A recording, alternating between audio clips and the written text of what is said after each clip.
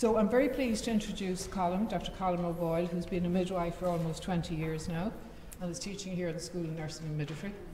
And Colm has a special interest in home births, apart from midwifery in general, and everything to do with it. And this lecture is really looking at kind of contemporary issues, isn't it, in midwifery? Yeah, well, I'm really not fulfilling what I said I was going to do, but... You changed your mind. Changed my mind. things adapt. Well, then we'd say it's Colm's thoughts on midwifery. That's Colm's thoughts on midwifery, that'll do. Okay, so if you give him a warm welcome, please, and we'll start. Thanks, Carol.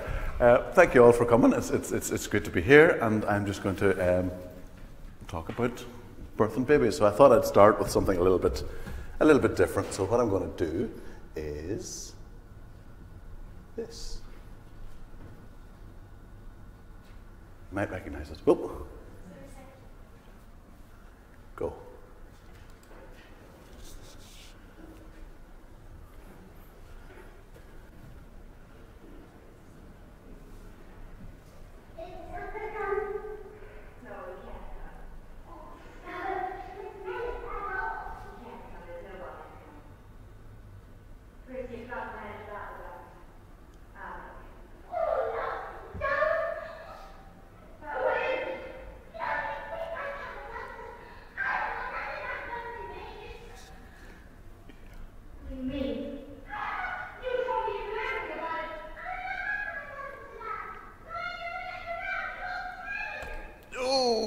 She definitely didn't like her. She hit her an awful slap.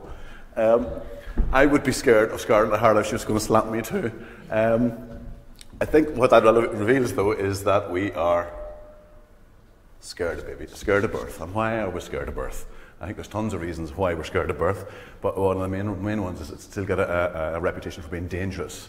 It's women and babies die, it's painful, it's messy, it's loud, and the whole thing is out of control. So we're scared of it. So what we want to do is to hand it over to somebody else to take some control of it. What I'd like to do is just start with the first bit and get into some proportion. How dangerous is it to have a baby? Here we go. In the World Health Organization, who does these kinds of statistics and stuff, would say that in the more developed countries, outcomes are much better, as the perinatal mortality rate is in and around about 10 per 1,000.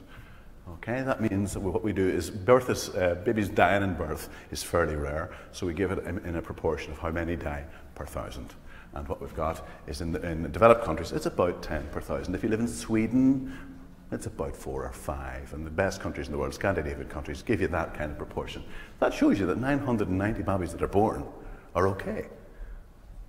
Yeah? So in proportion, that's well over 9 out of 10. It's 99, 990 out of 1,000. So it's a very safe procedure. We wouldn't be much good as a species if it wasn't. In the worst countries in the world, the World Health Organization tells us it's about 61 dead babies per 1,000. That's 939. So again, 900 of the babies are, well, not dead at the end of the process. Now, it doesn't tell us how many babies are damaged in various other ways, but it gives us a sense that us as a species breed very well.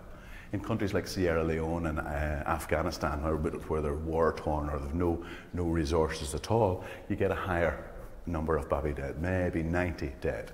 So the difference that we are making by all our maternity services is the difference between 10 and 90. Those 80 babies we're saving, but what are we doing to women in the processes of intervening on their birth?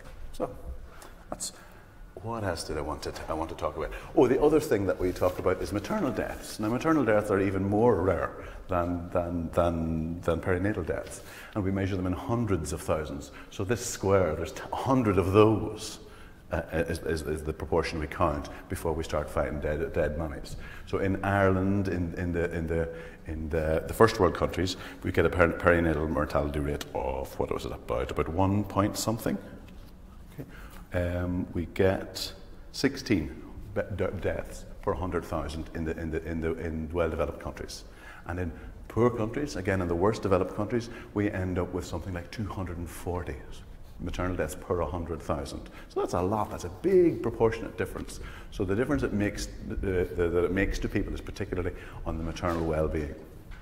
But if you turn 240 into 100,000, yeah, out of number of mummies. That's two of the little squares.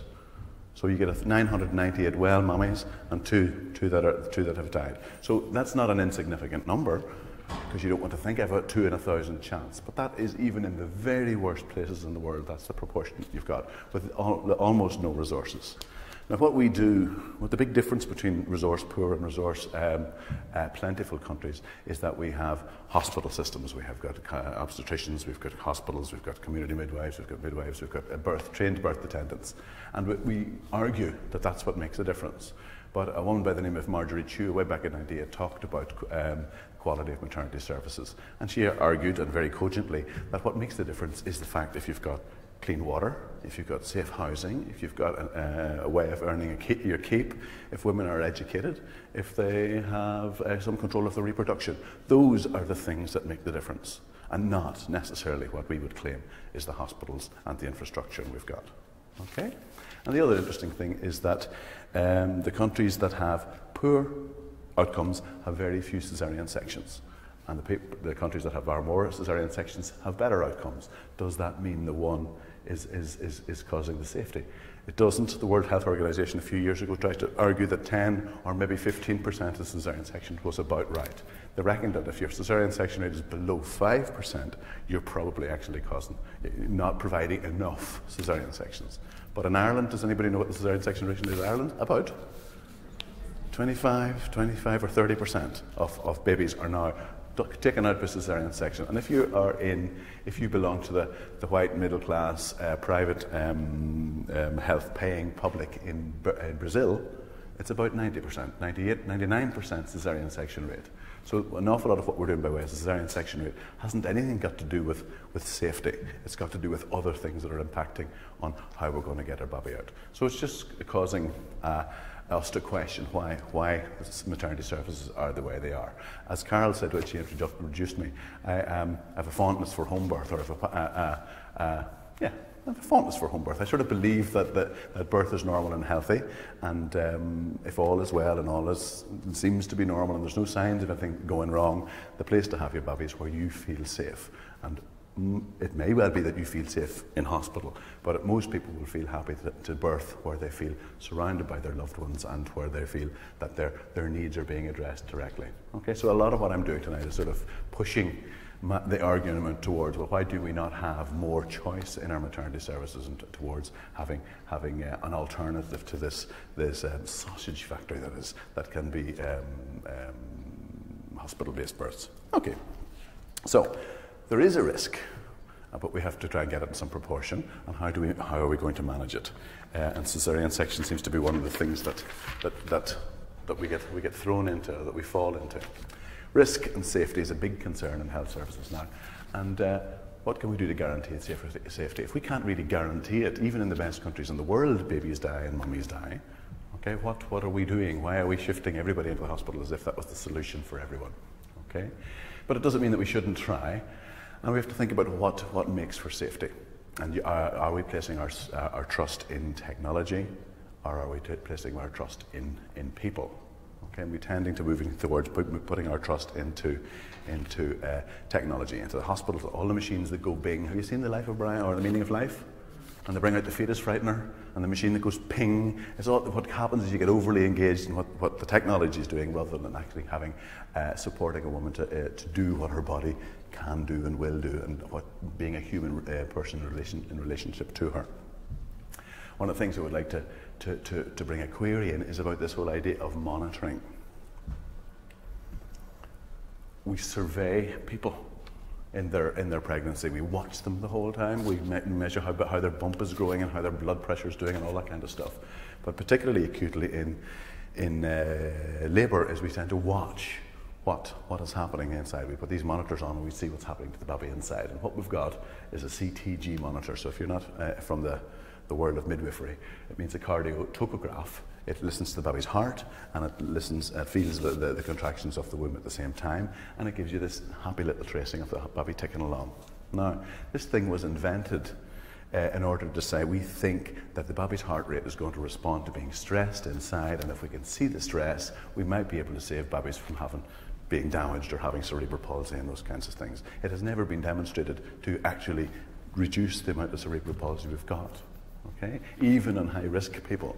And what we tend to do is, there are rules that say we should only put it on high-risk people, because low-risk people, healthy women, when you put them on, everybody sits and looks at the monitor, isn't concentrating on how the woman's feeling, and is busily saying, okay, oh, is that a bad thing? Oh, we better get in there and chop this baby out. So you end up with a very high cesarean section rate without necessarily getting good outcomes for mummies or babbies. So, surveillance, it just makes me think of, has anybody got pets? Any cats or dogs or like that? Have they ever had a litter of kittens or pups when they're, where do they go?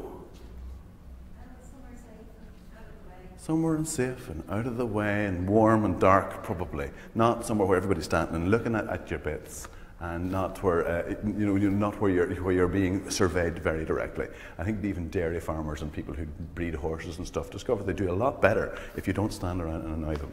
So why have we decided what we're doing in our anxiety about death and in our enthusiasm to control the risks of birth is that we put it into a very unreal and uncomfortable and a situation that actually makes the outcomes of birth a whole pile worse rather than better.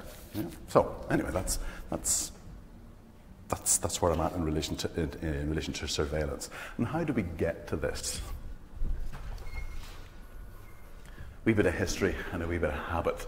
You've all seen called The Midwife? So they're all doing the 1930s, 1950s stuff, and the midwives are going out and catching the babies in the home and the slums and all that kind of stuff. But the whole history of it is, in the early 20th century, the whole move of birth moved from home into hospital, because they said the argument of the people who had influence and the policymakers and the health departments, the doctors, said the place to be is in a properly controlled environment where the doctor is God and will tell you how to do and what's what. And again, Marjorie Chew that I talked about earlier showed earlier that there was no evidence. In fact, the evidence at that time would have said to go into hospital was dangerous, because what you were doing is you were putting yourself at risk of getting puerperal sepsis, infections, from doctors who were doing vaginal examinations in one place and doing cutting up cadavers, doing autopsies and stuff, and then wandering in to help you have your baby. So if the evidence at that time was taken into account that you wouldn't go to hospital at all. So the move, we've now done something that wasn't ever evidence-based, but we're sort of stuck with it. It's become our habit, it's become our culture to say this is where we now have our babies. We have them in hospitals. My mummy had it in hospital, therefore I'll have mine in hospital too. It's become a very unacceptable thing to do, to have your baby at home. It also, there was an element of the doctor knows best, and we'll pass it over to that, but also do you remember, or it makes me think of breastfeeding. We don't see much breastfeeding in Ireland anymore. You knew that has dropped away off and people aren't very keen on it. The reason why people gave up breastfeeding was that the rich and wealthy and affluent women of their time, Queen Victoria and her ilk, they didn't have to bother with breastfeeding. They handed the child off to some wet nurse, and the wet nurse did it. So there was always a sort of a sense that breastfeeding was a poverty thing, and that handing your child over to the wet nurse was a sign of wealth and affluence, and a sign that you're above the basic things that your body has to do.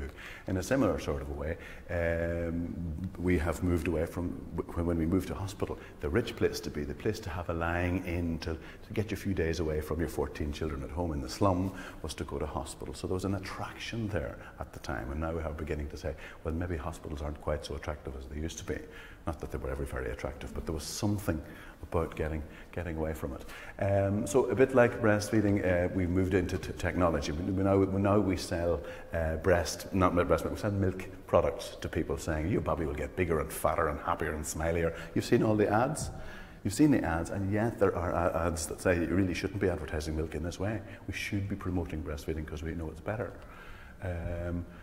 What else do we do? Also, we know that the likes of Nestle is selling off free and cheap milk and encouraging people to breastfeed or to bottle feed in countries that don't have the money to pay for it for a start, don't have the clean water to make it, or the resources, electricity to sterilize it. So there are a lot of influences that are push us towards technology and intervention. I'm going to talk a wee bit about that later on when I talk about pain. Because we have made people scared of pain, and we've got a lot of people trying to sell us drugs to encourage us to take away that pain, but that's later on. I'll deal with that in a second. What I'd like to deal with first is a little bit about, oh yes, just to remember the whole idea of body image in relation to breastfeeding. We don't take our breasts out to feed in public here. We've got embarrassed by our bodies, and in many ways when it comes to having babies, we have no belief that our bodies can actually do this physical process anymore. We've lost the ability to say, yes, I am empowered, I am powerful in myself as a woman to be able to get this baby out. But I will talk a wee bit about that at the end as well. What other stuff? Quality. Oh yeah, I might get my hand slapped for this. I obviously think that the quality of care we get in hospital isn't as good as it might be. There's lots of influences for why the hospital care might not be so good. One of the biggest one is it becomes a bit of an industry. How many people can you get in, and how many people can you get out at the other end? And now that we've got cutbacks in the health services, I mean, it's how fast can you get people in and out, and particularly how can you control how long they're going to be lying in that bed and screeching and roaring during their labour. So there is a tendency to want to treat people, to push them through a machine, and that becomes our priority. Our priority becomes the running the organisation, rather than what is your birthing experience, what are your particular personal needs. So, I think midwifery-led models that are different. Midwives would claim that we have a more reasoned relationship with women, that we have their best interests at heart, that we would look to say we will devise patterns and models of care that you want that are good for you. We, as a profession, are claiming that relationship and the quality of what you get from your birth is different potentially than what you would get if you go for a pure hospital-based medical risk, CTG, everything, cesarean section, everything model. So,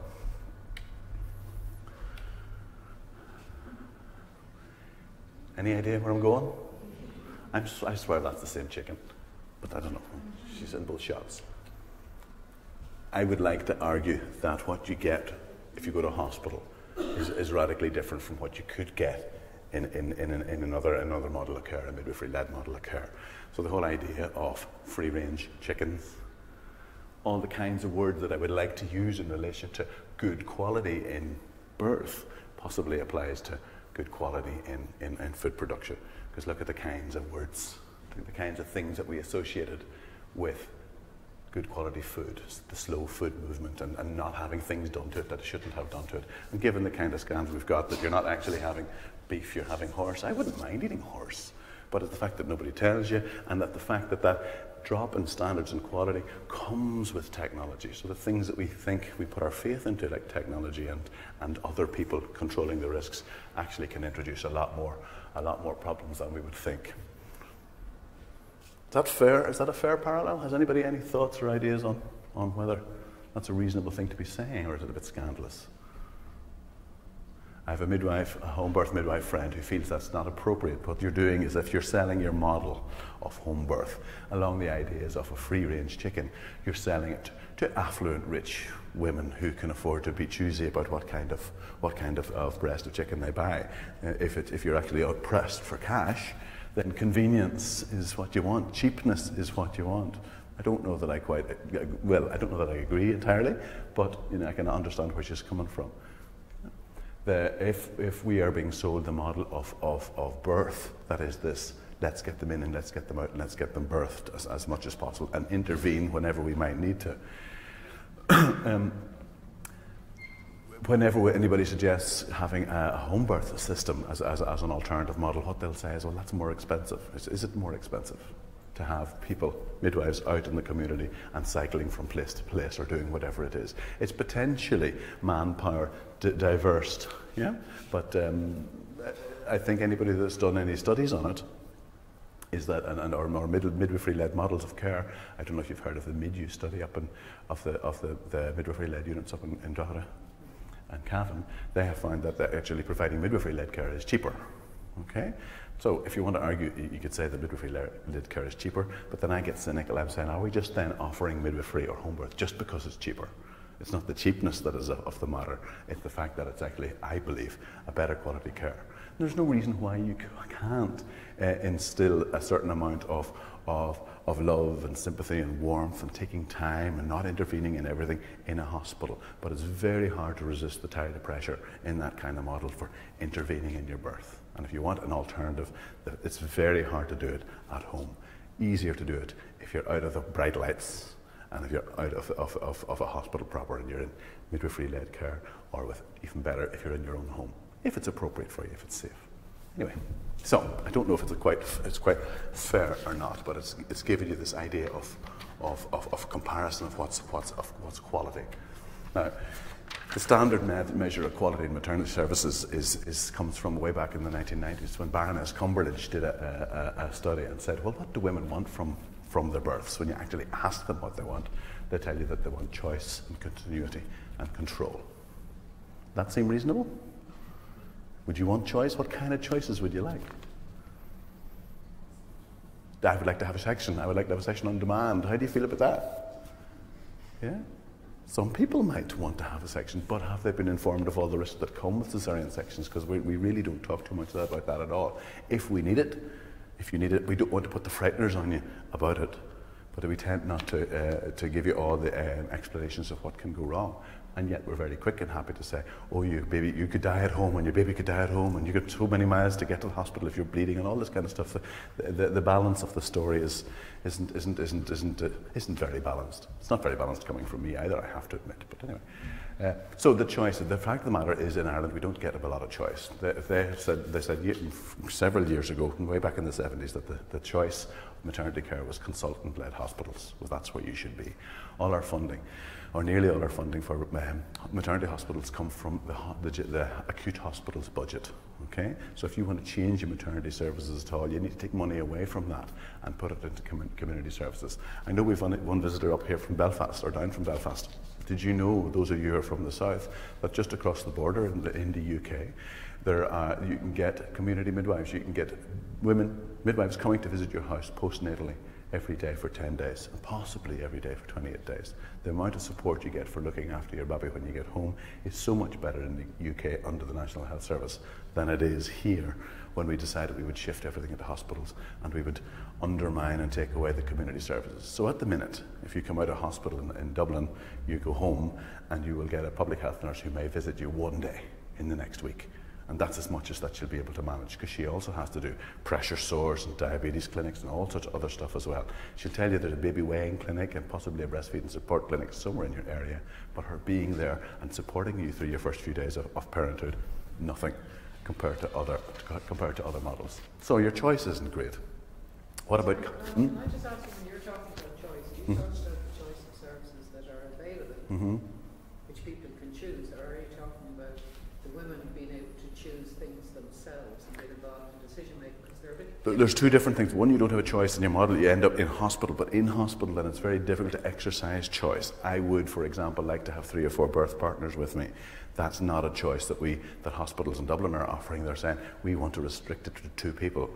One person and you, so that we can control the number of people travelling around our hospital. So your choices become very, very constrained in hospital. And we have a sense that, yes, there is informed choice, but actually getting informed choices is very, very difficult. When you're in your nightie, open up the back, and the people are standing there, you're all dressed. In that kind of context really tells you how very difficult it is to get choices.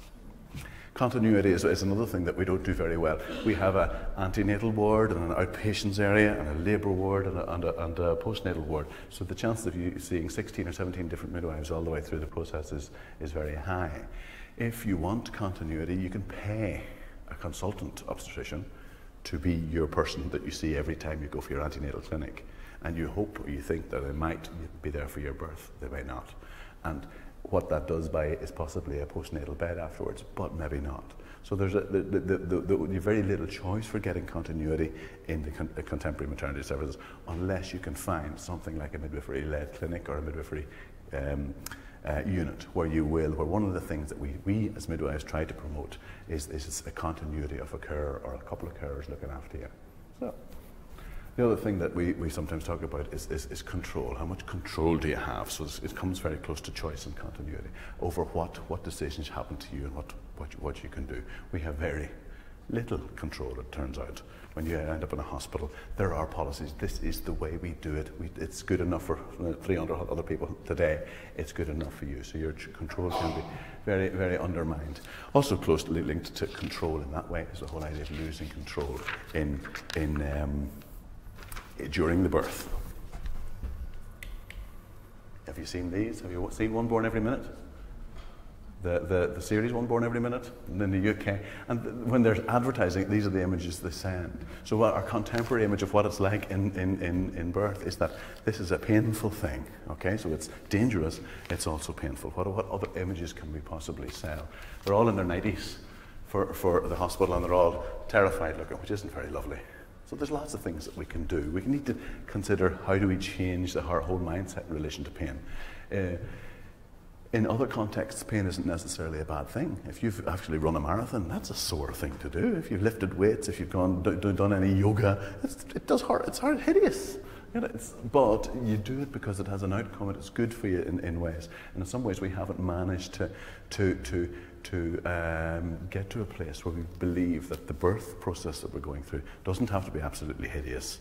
And there are ways of alleviating that, and that there is a purpose to the end of it. And some people can find it very, very fulfilling to have gone through that struggle of a marathon and come out with some goods at the end, even though that goods is going to torture you for the next 18 years. But anyway, so our job as a midwife and the models of care that we're looking to give is very much about trying to change our mindset. And like changing mindset about breastfeeding, it takes forever. Changing somebody's mindset about how their birth is, if all you see are negative images, takes an awful lot of hard work.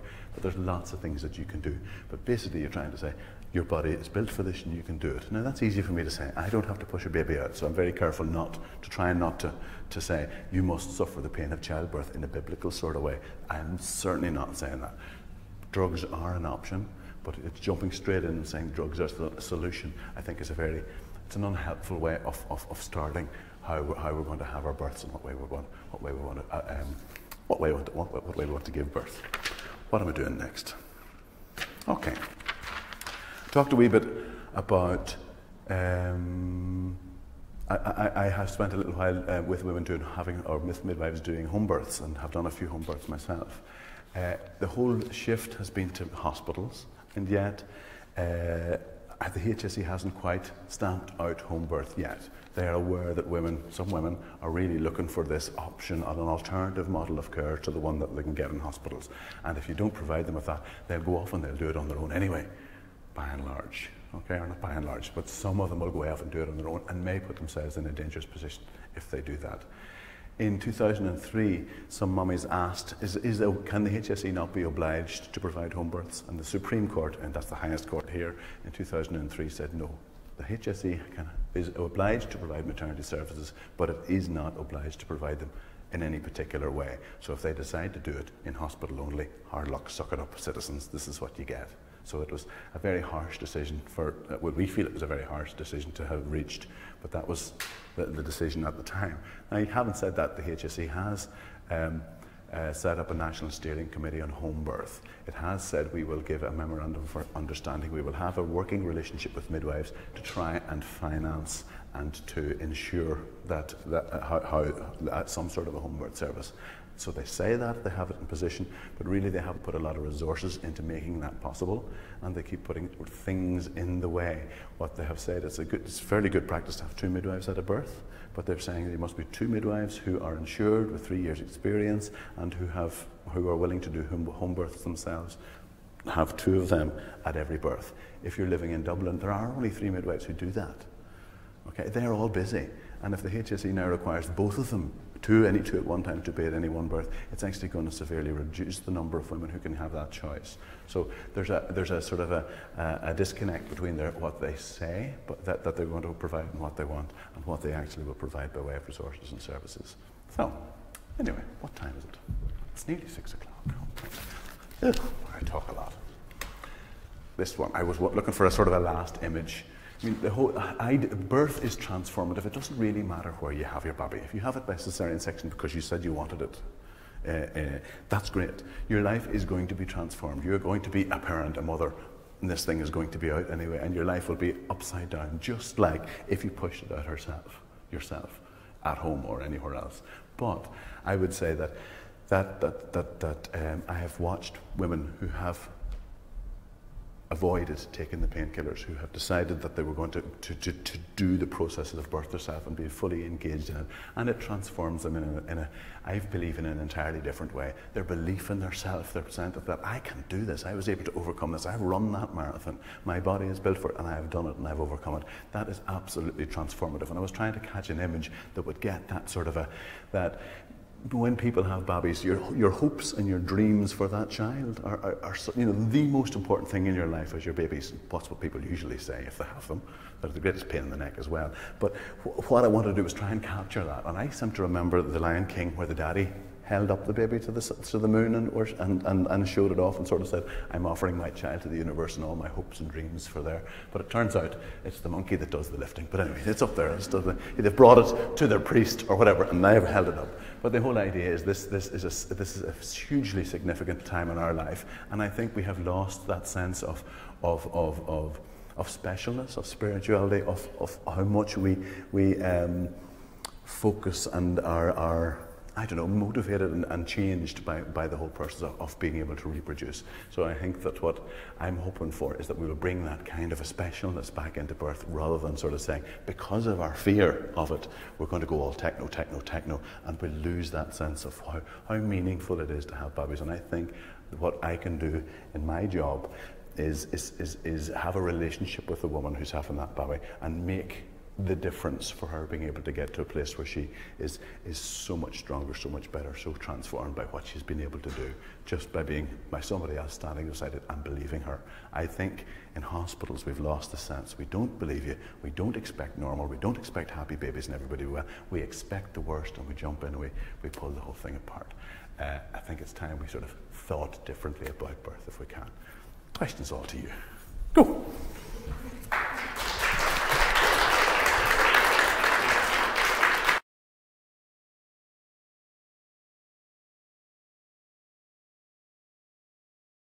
That's what, it's good practice to have more than one person there. The thinking is that if the mummy is not well, is bleeding, and the baby isn't breathing well, that it's good to have two sets of hands there. Somebody to phone the ambulance and keep things together. And if things need done, more than one set of hands is handy.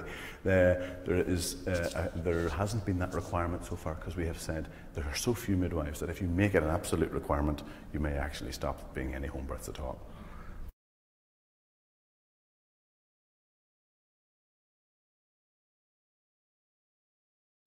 Not yet, but it's not far off it. The new Nurses and Midwives Act in 2011 has got a new phrase in it that says every midwife who attends attends a birth for reward must have insurance. Okay, that seems reasonable, that everybody should be insured, but the only way to get insurance as a midwife is to decide to operate through the home birth scheme, the home birth scheme of the HSE, which requires there are two people. Okay, so if you can't get a second person, are they going to turn around? We're not going to insure you. Yeah? And they're also they're not clear about allowing any midwife. What they've said is people, if you're just newly qualified, when you should be qualified to deliver a baby anywhere, you're not allowed to be the person who's the second midwife at the minute. So you're leaving those midwives in a position where they're potentially attending on their own. Or if I attend someone and don't have insurance, then I'm doing something illegal. You know, so once they make it impossible for women to have babies, once they make it impossible for women to have babies, once they make it impossible for midwives to attend women, I think that's a dreadful situation we could be getting into, and that's what we're forcing it to the edge all the time. So they can't stop you from birthing on your own, but they can stop me from attending you because I don't have insurance or because I don't have a second person to do it. That's horrible. That's the way we're pushing it at the moment.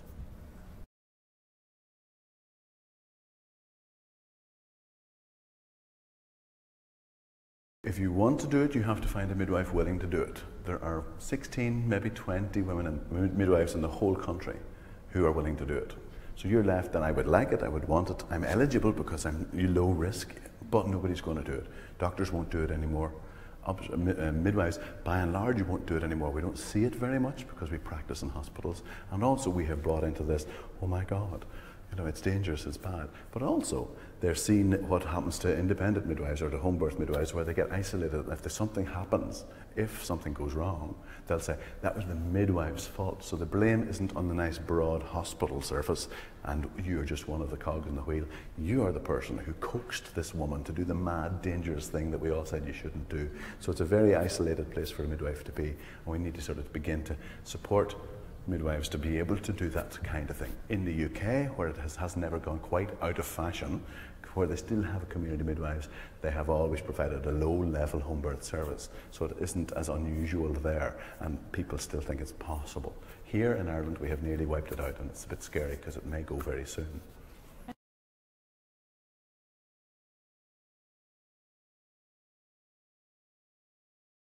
There's about 200 or 300 babies per year in Ireland are born at home, out of 60 or 70,000, so less than 0.5%.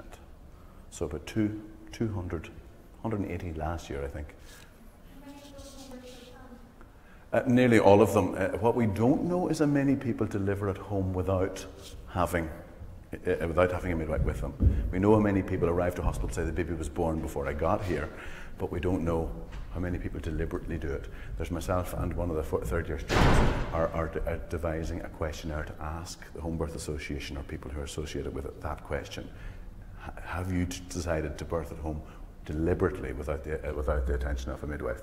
Either deliberately because you didn't want her, or because you couldn't get one. We forced you into that corner. So that's something we'd like to investigate.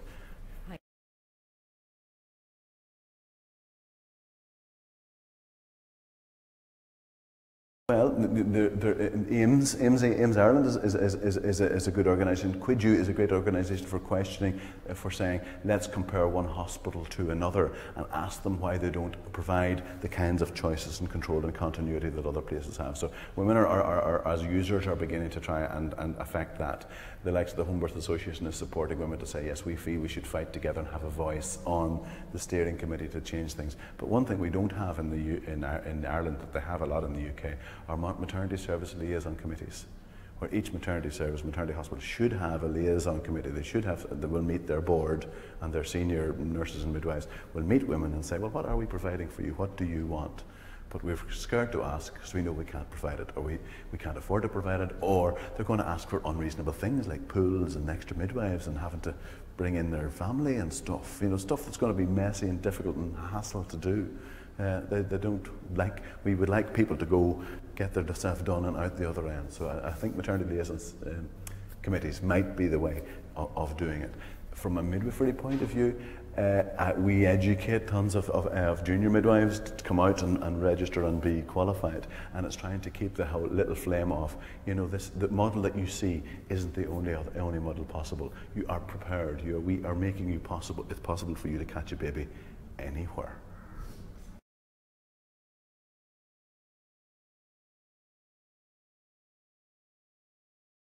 Geburtshauses in Germany are very common. The midwifery-led units that we have in Drogheda and Cavan are sort of on that model, but they were piloted, but they have never been expanded. So they are a possibility.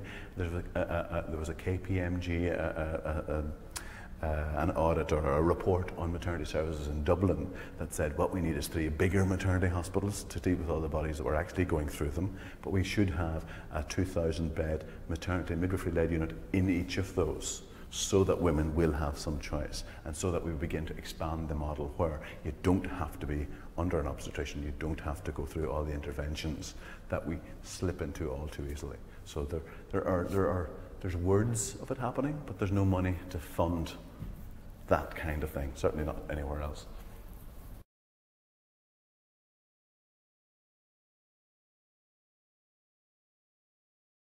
HSE will pay the midwife if you can get one, £2,500, and that should be it. They would say it's free at that point, but the HSE doesn't pay the midwife to do night duty or to be on call or to do any more than it. It'll pay you for 11 visits and for 7 car journeys and that kind of stuff. So very many of the midwives who used to be able to get a private income entirely will say, top that up for me, give me extra. But the HSE is having a fit because we're providing the service free, so it's a difficult balance. If you're going to actually restrict them to what the HSE will pay, you might get even fewer midwives willing to do it, because if you want to make a decent living out of it, then you need more. And if you want 2 at every birth, you're going to need to reward people appropriately, but they don't.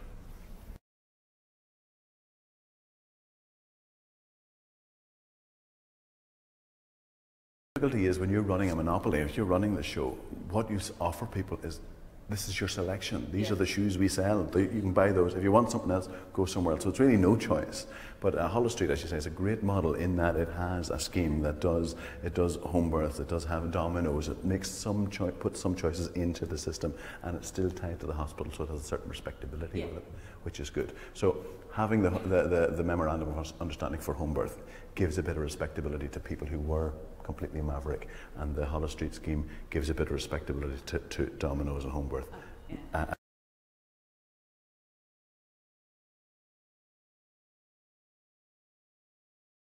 Women need to be asking, and women never really got round to burning their bra and saying we protest and we want something different. But then Ireland is notoriously bad for ignoring it. 100,000 people marched against the Iraq war and they ignored it. There was 40,000 people saying don't pay the banks and let us have job. They ignore that too. So it's not good for democratically listening to what the people are saying. Joan, you had a question which always frightens me.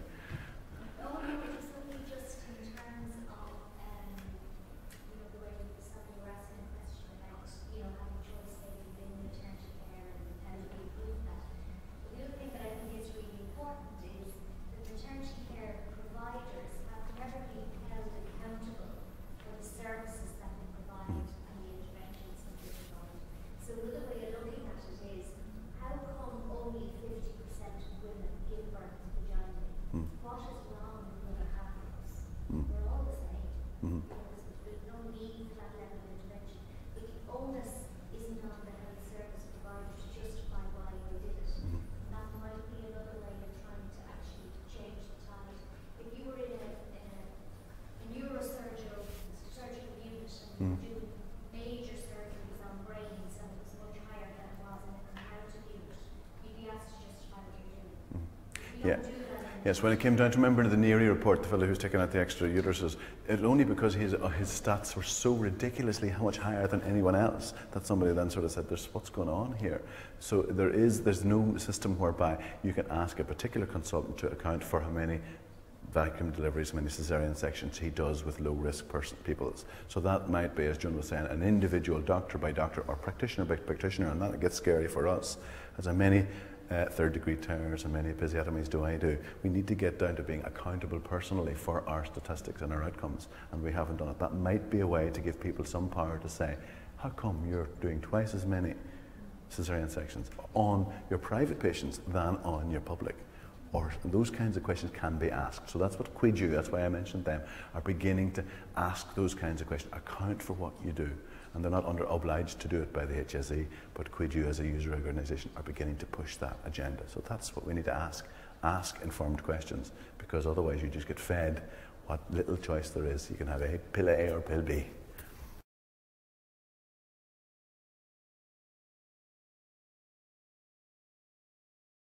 That depends, if 5,000, 3,000, 5,000, 9,000, depending on the obstetrician and where you're going. And what you're getting for that might be very different depending whether you go to Mount Carmel or you go to Holosuite or whatever. So what you get for your money is very often not what I would consider to be good value. But then the big tradition in Ireland for paying for hospitals.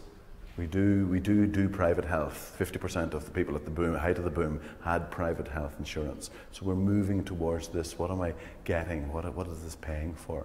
Which works nicely if they're still giving away grants for home births. You can get some money from your health insurance for that, which helps both the combination of the two. What's happening now is they don't no longer pay the mother from the health service. They pay it to the midwife. So they cut that bit out of it.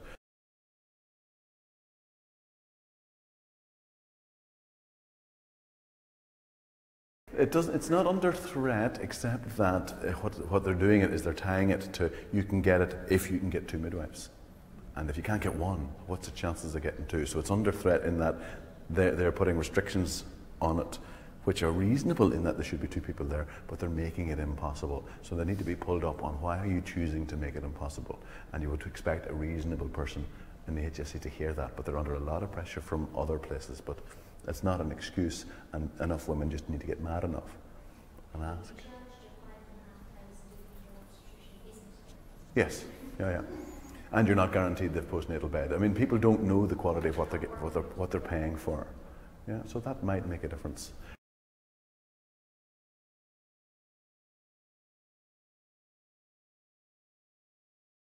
Yeah, that all looks pretty grim as a student midwife saying this is what I'm facing. But yeah, we should be challenging why is it the 3-year rule there. We should really bring on board alternates in to say you're claiming that the midwives who are qualified are fit to practice as soon as they're registered.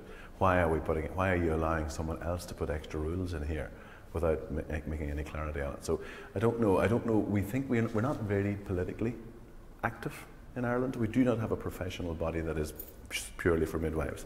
We have got the INMO midwife section, which is really a union thing. So we don't have, like they have in the UK, a Royal College of Midwives that is purely and only for midwifery professional issues and for pushing the agenda with politicians and stuff. So we are very ill-organised in relation to that. There are moves afoot to try and get ourselves a professional body, but again, we've been cowed for very many years. We've only recently picked up the phone and said, hello Midwife OBoyle, as opposed to hello Nurse OBoyle. The whole mindset, we were completely subsumed into nursing for so long in ABA that, and in our practice and our thinking, that we're only beginning to resurge and say, how can we do it differently? So as long as you maintain your anger and your passion and your enthusiasm and your willingness to put yourself out there, that it can still happen. You're not alone. But we should be saying our allegiance should be with women rather than with the services that we provide. Yeah, but it's very hard when they're paying you money.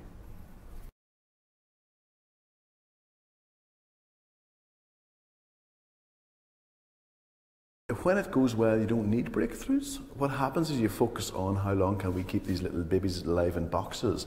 You know, how many technical things can we do to deal with the very high-risk women with diabetes of umpteen sorts and interesting drugs. But we haven't. We've concentrated, which is what medicine does, on the special and the out of the ordinary and who really needs me. Nobody really is interested so much in the fact that 60s, 80, 90% of women can have babies anyway. We have no sense that birth is a natural and healthy thing. I don't know how we change it, but we're still giving our paternity leave to mummies, not to both. Yeah, we still don't have creches, we still don't have proper recognition for home carers, and we cut them first before anything else. We just really don't have a very gender neutral way of organising our country, and we just aren't cross enough about it.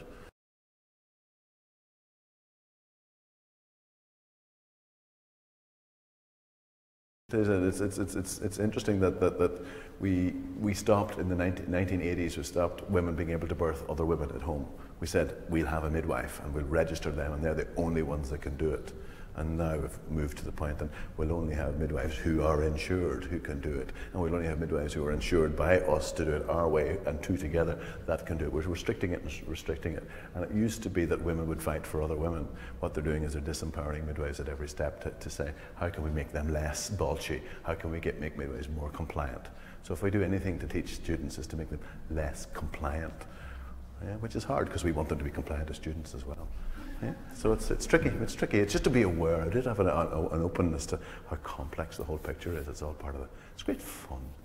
The thing's not to be disheartened by it, because it's absolutely fabulous to be with someone, and just even no matter in what the worst hospital in the world, your relationship with her is what makes the difference to her whole experience, and that is fabulous. You can battle all the other battles in the meanwhile, but it's very refreshing to see another baby arriving out in the world to be lifted up and celebrated. It's great. I think we'll stop there.